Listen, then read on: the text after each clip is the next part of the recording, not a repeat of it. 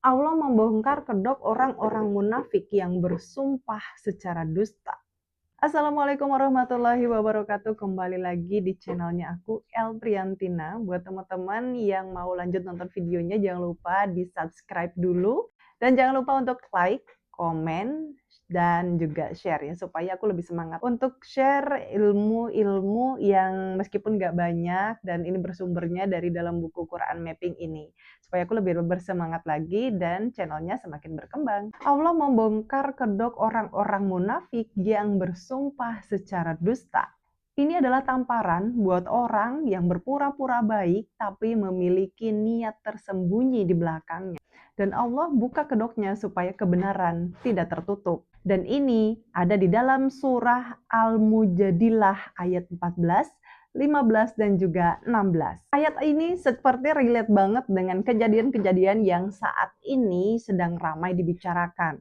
Bahwa ada seorang anak bangsa yang memiliki prestasi, menciptakan jutaan lapangan kerja, dan memberikan kontribusi yang luar biasa untuk negeri. Namun diberikan tuntutan yang luar biasa. Sepertinya tidak adil dibandingkan dengan seorang yang sudah mengambil hak rakyat sampai dengan triliunan rupiah, tapi hanya diganjar dengan hukuman sekian tahun saja. Nah, teman-teman, ini adalah termasuk kaum munafik yang berdusta di atas nama Allah dengan sumpah. Karena ini jelas sekali. Sebenarnya mereka mengetahui bahwa itu kebohongan. Apalagi Allah Subhanahu wa Ta'ala. Allah pasti sangat mengetahui mereka sedang berbohong dan bersumpah atas nama Allah. Yang Allah bongkar dari mereka yang pertama adalah wajah ganda. Di luar mereka nampaknya beriman, bersumpah. Namun dalam hati mereka loyal terhadap dusta-dusta yang telah dilakukan oleh orang-orang tertentu, oleh golongan-golongan tertentu.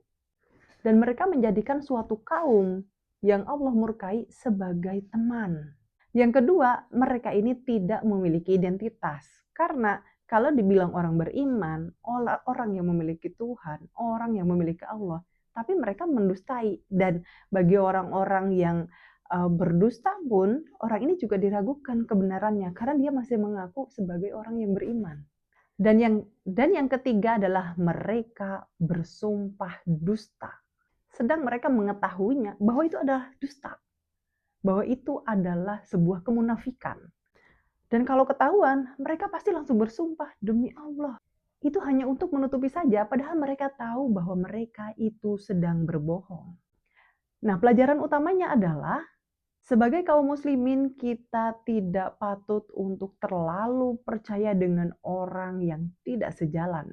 Dan yang kedua adalah tidak ada yang bisa disembunyikan dari Allah Subhanahu wa Ta'ala sekecil apapun ketika mereka merencanakan sesuatu, merencanakan sebuah kedustaan. Allah sangat mengetahui itu dan Allah akan membongkarnya.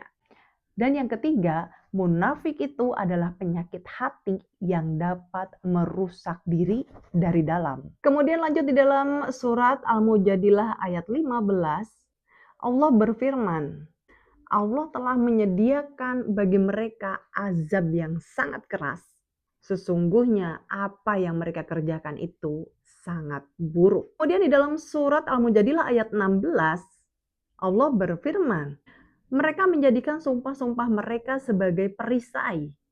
Lalu mereka menghalangi manusia dari jalan Allah. Maka bagi mereka azab yang menghinakan. Maka kesimpulan dari 3 alur ayat itu, yang pertama, di dalam surah Al-Mujadilah ayat 14, Allah membongkar identitas mereka yang mengaku Islam namun loyal terhadap musuh, loyal terhadap kemunafikan. Dan di dalam ayat 15, Allah vonis perbuatannya yang buruk itu dan Allah sediakan azab yang keras. Di dalam surat Al-Mujadilah ayat 16, Allah jelaskan cara mereka merusak, pakai sumpah palsu, membuatnya menjadi tameng dan menjadi penghalang untuk orang lain. Apalagi sumpah ini dijadikan sebagai alat untuk membela orang-orang yang zalim. Nah, teman-teman, ini tuh aku membaca buku Quran Mapping. Yang aku bahas tadi adalah surat Al-Mujadilah yang ini, dan di dalamnya tuh banyak banget hikmah yang bisa kita petik supaya kita tidak tersesat di dalam kemunafikan. Jadi itu aja yang bisa aku share hari ini. Buat teman-teman, jangan lupa untuk subscribe, like, share, and comment. Supaya aku lebih bersemangat lagi untuk membuat video-video lainnya seputar Islami. Terima kasih. Assalamualaikum warahmatullahi wabarakatuh.